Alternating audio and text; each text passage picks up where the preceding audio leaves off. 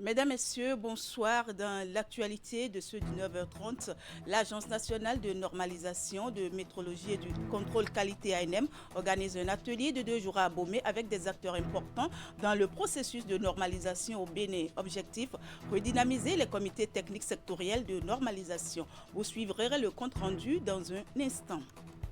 Finale du jeu concours Noël des enfants dans les écoles primaires des 4 arrondissements de Ouidah vendredi dernier. L'événement qui a réuni les 20 finalistes s'est déroulé à la Maison de la Culture de Ouidah. Occasion pour le promoteur du jeu concours de célébrer Noël avec ses enfants avant l'heure. Le point à suivre en fin d'édition.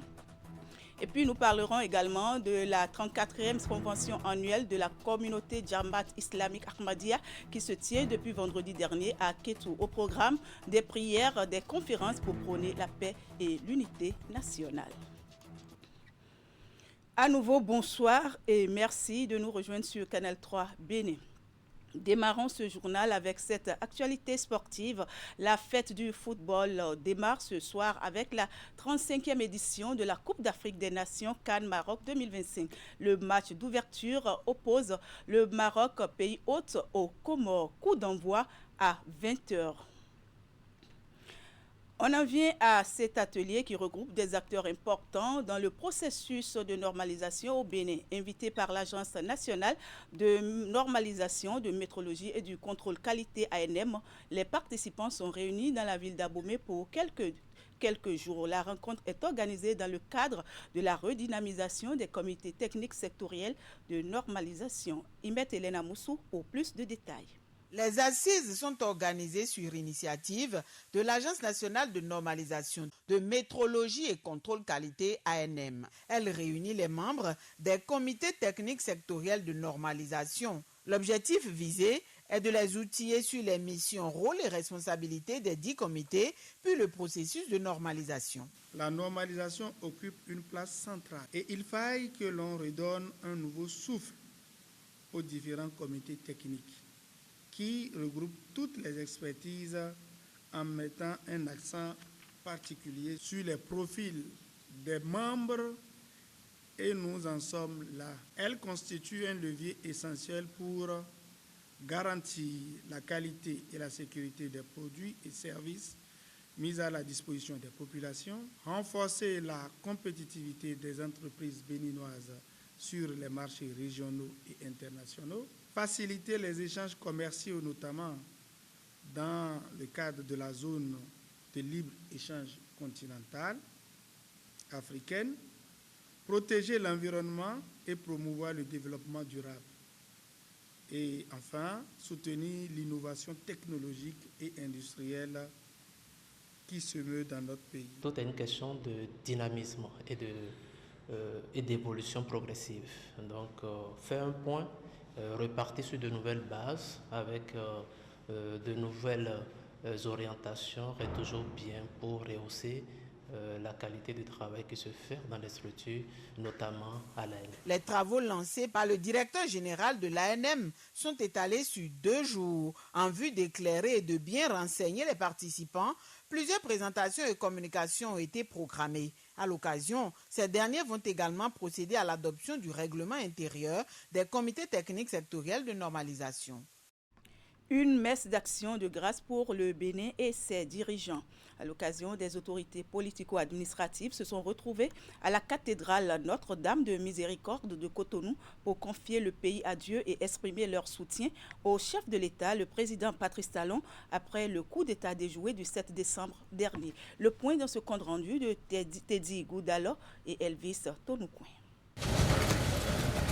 Samedi 20 décembre 2025, à la cathédrale Notre-Dame de Cotonou, des autorités politico-administratives se sont réunies pour ensemble implorer la bonté de Dieu sur le Bénin.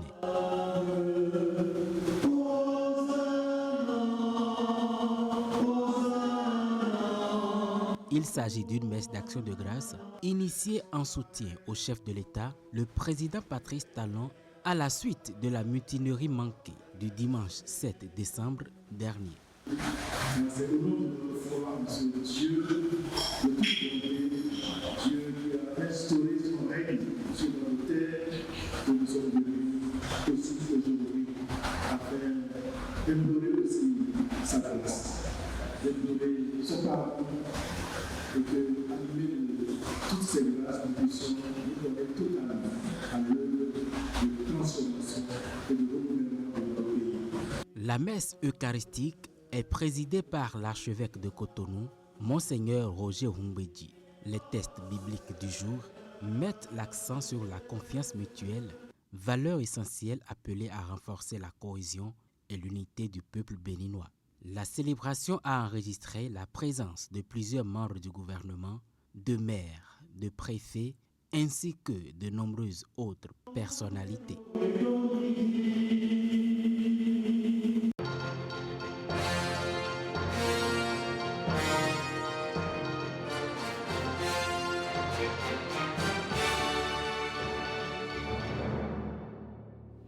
À quelques jours du démarrage de la campagne électorale dans le cadre des législatives de 2026, c'est le branle-bas au niveau du parti Bloc républicain.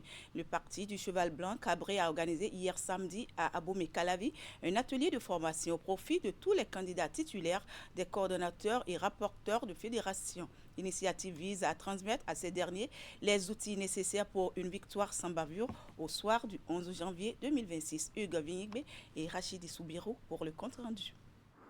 L'étape suivante nous engage désormais davantage, car elle fera de nous soit les leaders du pays dans les 7 ans qui viennent, soit les éternels seconds.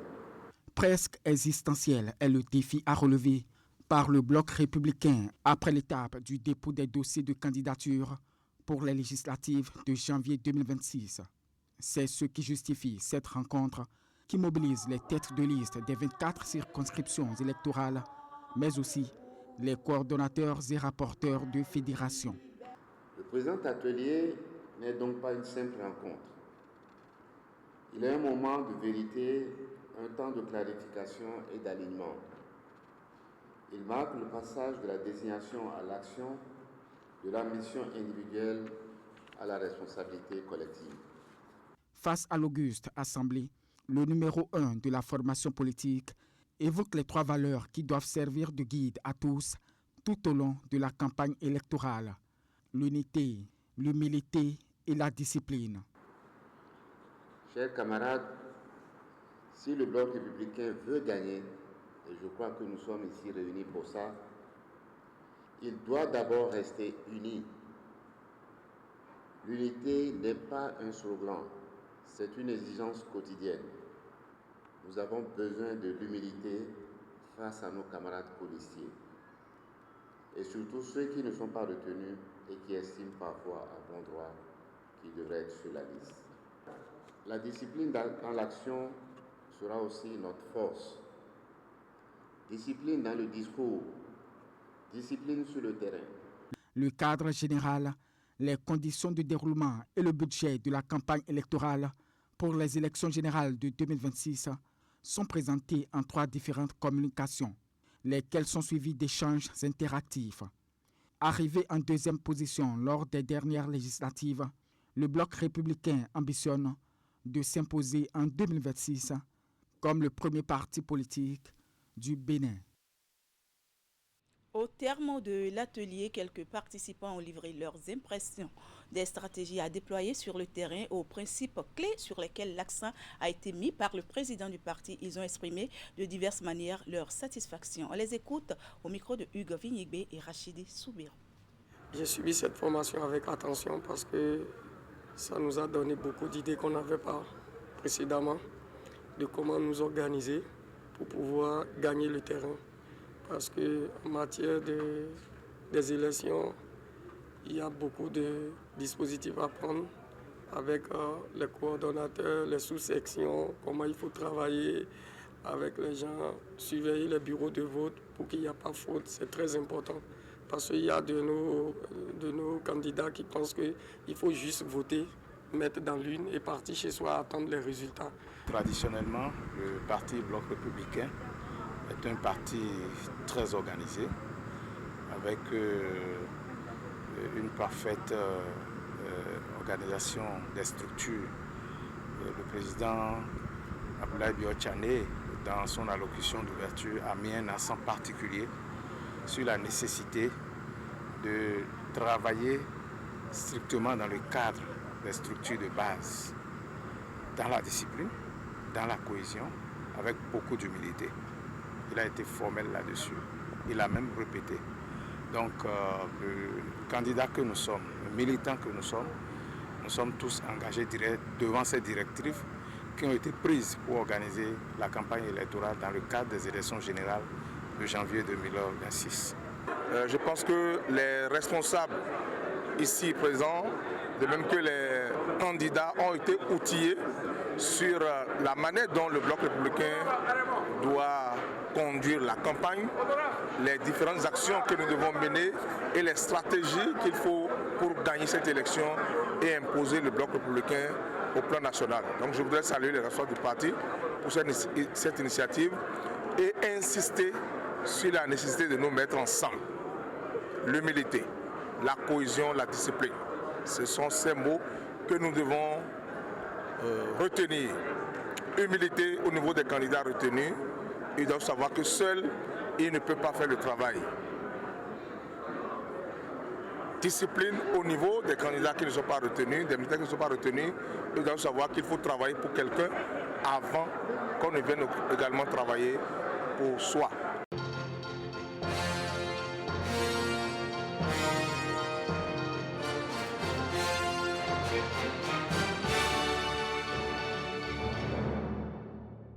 Autre volet de l'actualité, l'excellence et la performance étaient à l'honneur à la Chambre de commerce et d'industrie du Bénin. À l'occasion de la 3e édition de son gala de distinction, plusieurs entreprises béninoises sont célébrées pour la qualité de leurs services et leur contribution à l'économie nationale. Plusieurs prix, dont celui de l'excellence, est décerné à l'entreprise Alpha Bénin SA. Plus de détails avec Teddy Goudalo et Rachidi Soubirou. À travers ce prestigieux prix décerné à la société Alpha Bénin SAS, c'est la constance de ses performances, la qualité de ses services et son impact sur l'économie béninoise que reconnaît la Chambre de commerce et d'industrie du Bénin. Pour nos consommateurs, désormais, c'est la preuve que l'engagement que nous avons sur la qualité continue. C'est une amélioration continue pour les satisfaire davantage sur tous les aspects de nos produits. Plusieurs autres entreprises se sont également distinguées par leur savoir-faire, leur capacité d'innovation et leur contribution au développement économique national. Dans la catégorie des petites et moyennes entreprises, des prix de la qualité de la performance, de la maîtrise de la qualité, ainsi que des prix d'encouragement sont décernés, valorisant ainsi l'effort de la compétitivité du tissu entrepreneurial béninois.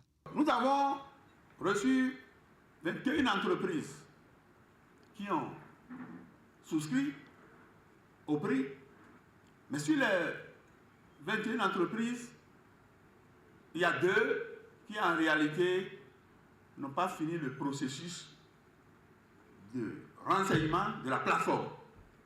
Nous avons choisi de célébrer le mérite des entreprises qui, par leur engagement constant dans la démarche qualité, créent de la valeur, renforcent la confiance et contribuent activement à l'édification d'une communauté d'affaires plus forte, plus résiliente, véritable moteur d'une économie béninoise prospère. Au-delà des trophées, l'émotion était également au rendez-vous. Un hommage est rendu à Feu Maman Sika Youssouf, figure emblématique du secteur dont le parcours et l'héritage continuent d'inspirer les générations d'entrepreneurs. Entre reconnaissance, célébration et devoir de mémoire, ce gala réaffirme l'ambition de la CCI Bénin, promouvoir durablement une culture de l'excellence au service d'un secteur privé fort et compétitif. Les travaux de la première édition du colloque national scientifique sur les enjeux publics de la gestion menstruelle se sont achevés vendredi dernier. Lancé mardi dernier à Cotonou par l'ONG Filles en Action et l'Institut national de la femme, ce rendez-vous dont l'objectif est de promouvoir la dignité menstruelle avait pour thème « affiner les politiques, développer les savoirs, valoriser les bonnes pratiques pour la dignité menstruelle, l'autonomie corporelle et l'égalité de genre au Bénin. Ingrid Day et Elvis Tonoucoin étaient à la cérémonie de clôture et voici leur point. C'est sur ces mots que je tiens à féliciter une fois encore l'ensemble des acteurs impliqués et à déclarer clos les travaux du présent colloque. Voilà qui met un thème aux 4 jours d'échange et de réflexion sur la promotion de la dignité menstruelle, porté par l'ONG Filles en Nation en collaboration avec l'Institut national de la femme, le colloque national scientifique sur les enjeux publics de la gestion menstruelle, santé, justice, dignité et égalité de genre a accouché de nombreuses résolutions.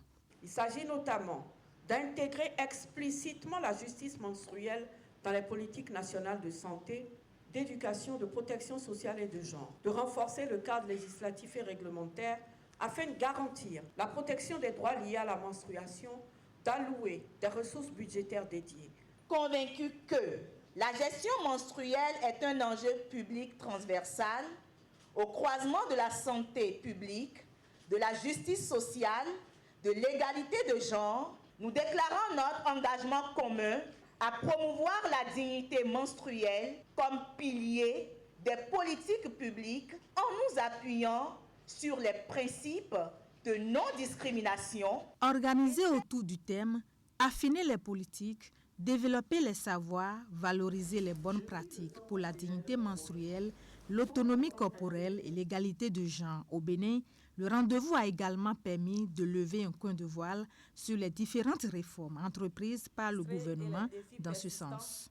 Je tiens à vous rassurer de l'engagement constant du gouvernement du Bénin à poursuivre et renforcer les efforts en faveur de la justice menstruelle. Cet engagement se traduit notamment à travers plusieurs programmes structurants, tels que l'assurance pour le renforcement du capital humain, les programmes de filets sociaux productifs. Leaders communautaires, chercheurs, professionnels de la santé, représentants d'institutions, têtes couronnées, partenaires techniques et financiers ont tous apporté leur pierre à l'édifice. Des échanges de qualité qui ont permis de déconstruire les tabous, de consolider les fondements d'une justice menstruelle effective et inclusive et de promouvoir des comportements favorables à la dignité et à la santé menstruelle. Décédé il y a quelques semaines, Léopold Zissou, conseiller communal et membre influent du parti Union progressiste, le renouveau UPR à Godomé, dans la commune d'Abomey-Calavi, a reçu l'ultime hommage de ses proches. Ces derniers, conviés par le conseil communal, avec à sa tête le maire Angelo Armandinou, se sont recueillis en présence de la dépouille de l'illustre disparu. La cérémonie s'est déroulée vendredi dernier à la salle du peuple de la mairie d'Abomey-Calavi. Le point avec Esther Tofa et Moufid Sagora. Parents, amis, collègues et camarades ont tenu à rendre ce dernier hommage à l'illustre disparu, Léopold Zinsou, désormais ex-conseiller communal de la municipalité d'Abomey-Calavi. Je connais l'homme. Monsieur Zinsou Léopold, le jour où j'ai eu l'information de la perte de cet homme, je me suis dit, nous avions perdu quelque chose de valeur, de bien. Ce qui nous reste maintenant, c'est dire merci à Dieu pour tout ce qu'il a fait dans sa vie. Léopold Zinsou a combattu le bon combat. Léopold Zinsou a vu dans son prochain lui-même, pour ne pas dire Dieu. Prions pour lui, afin qu'il puisse être bien accueilli et qu'il rentre dans la joie de son maître. Candidat titulaire aux prochaines communales sur la liste de l'Union progressiste Le Renouveau, son décès survenu le 6 novembre dernier a également laissé le parti dans les mois. Les informations que j'ai de lui à Godomé montrent quand même que c'était l'un des socles, un des piliers donc, du parti à Godomé. Et donc on comptait énormément donc, sur lui, débonnaire. Et il savait jeter de l'argent par la fenêtre, comme on le dit. Un grand militant mobilisateur. Et c'est en pleine action donc qu'il est parti. Donc, mes condoléances président Joseph Ifame Diopény, les condoléances de la HDP, de tous les militants. Et en ces circonstances, nous n'avons plus d'autres mots à dire que de rendre grâce au Seigneur et de lui souhaiter un repos éternel. Connu pour son influence au sein de son parti et dans la commune d'Abomey-Calavi, Léopold Zinsou laisse un vide dans le paysage politique de sa localité. Sa dépouille a rejoint sa dernière demeure ce samedi 20 décembre 2025. Une note de joie à présent, le jeu concours Noël des enfants lancé il y a quelques semaines dans les écoles primaires des 4 arrondissements urbains de Ouidah a pris fin vendredi dernier. La Maison de la Culture de Ouidah a servi de cadre aux 20 finalistes qui ont rivalisé de culture afin de se tailler le gros lot. Mais au-delà du concours, c'était pour Charles Chérif Ali et Yves Aïlo d'honorer les talents scolaires de ces enfants et de leur donner la joie de Noël avant l'heure. Les détails dans ce reportage de Virgile Arodéon et Henri Ganti. Comme en classe, les 20 finalistes de ce concours ont chacun une ardoise, un bâton de craie et un chiffon. Au signal de l'interrogateur, citez les pays limitrophes du Bénin. Il dispose de 60 secondes pour répondre à chaque question. Une série de 12 au total, dont le nom et les prénoms avec précision de l'actuel président de la République du Bénin, le nom que porte l'équipe nationale de football du Bénin, l'événement d'envergure internationale que la ville de Ouidah accueille chaque année depuis 2023. Bref, des questions pour éprouver leur culture générale. Et contre toute attente, les candidats ont surpris par leur niveau de culture. Même les questions qui sont des questions d'actualité, qui peuvent les dépasser, mais on a constaté qu'ils ont répondu avec brio à ces questions d'actualité-là. Ça montre que c'est des enfants qui suivent l'actualité du pays et nous sommes très contents. J'ai constaté une fille Tchakpé qui a répondu 5 sur 5 aux 12 questions. Alors je félicite déjà ces enseignants et je dis que si tous les enseignants de Ouidah peuvent être comme ça, c'est qu'on aura vraiment du bon à Ouidah. Ce jeu concours Noël des enfants est une première dans la ville de Ouidah. Pour Charles Chérif Ali, rassembler les enfants autour des questions de culture générale en cette veille de fête de Noël est aussi une façon de participer au développement du Bénin. Je suis fils de Ouidah et depuis que je suis ici, je n'ai jamais vu un truc comme ça. Ça se passe à Cotonou, ça se passe à Calavi, mais rien à Ouidah. Et donc, pour booster le développement de Ouidah, il faut passer aussi par les enfants et par la culture. Donc c'est pour ça que j'ai dit, bon, cette année, je commence la première édition à Ouidah. Après la délibération du jury, un trio de filles domine ce jeu concours. La première repart avec un ordinateur HP et une enveloppe financière. La deuxième et la troisième avec chacune un vélo et une enveloppe financière. Les 17 autres participants s'en sortent également avec ce qu'il faut pour passer de belles fêtes de fin d'année. Parmi eux, certains ont fait preuve d'un bon niveau scolaire, mais se trouvent en situation difficile. Charles Chérif Ali promet de les accompagner afin qu'ils soient maintenus le plus longtemps possible dans le système éducatif. Depuis vendredi dernier, la communauté Djarmat islamique Ahmadiyya tient sa 34e convention annuelle dans la commune de Kétou, c'est dans le département du Plateau. À travers plusieurs activités, dont des prières, des conférences, les membres de cette communauté ont prôné la paix et l'unité nationale. Le reportage. La paix et l'unité nationale, les directives de l'islam.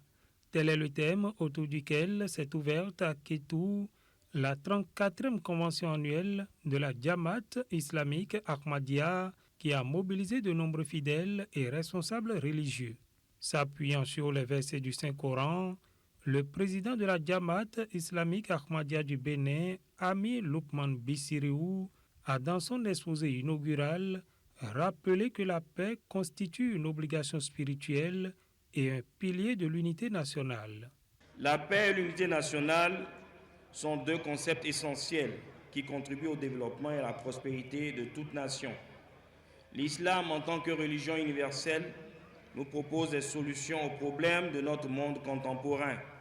De façon générale, mais en particulier, Il nous donne également des solutions afin que nous puissions vivre en paix avec nous-mêmes et de faciliter par la même occasion le vivre ensemble dans l'harmonie entre tous les habitants d'une même nation.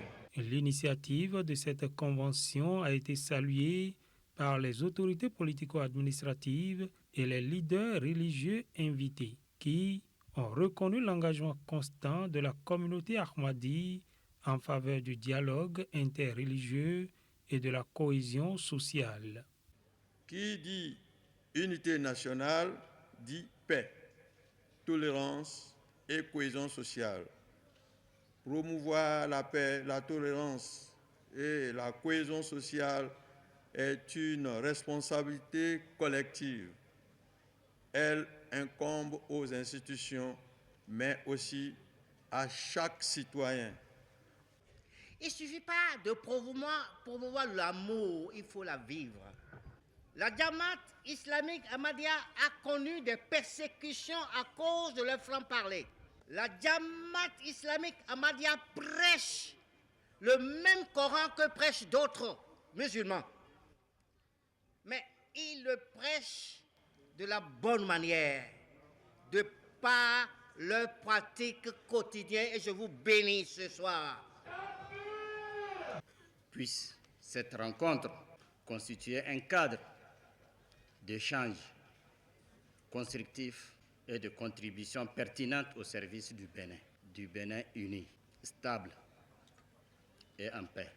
Prévue pour durer 2 jours, cette 34e convention de la Jamaat islamique Ahmadiyya se poursuit à Kétou sous le signe de la paix et de la fraternité. Voilà, mesdames, messieurs, c'est sur cet élément que s'achève cette édition.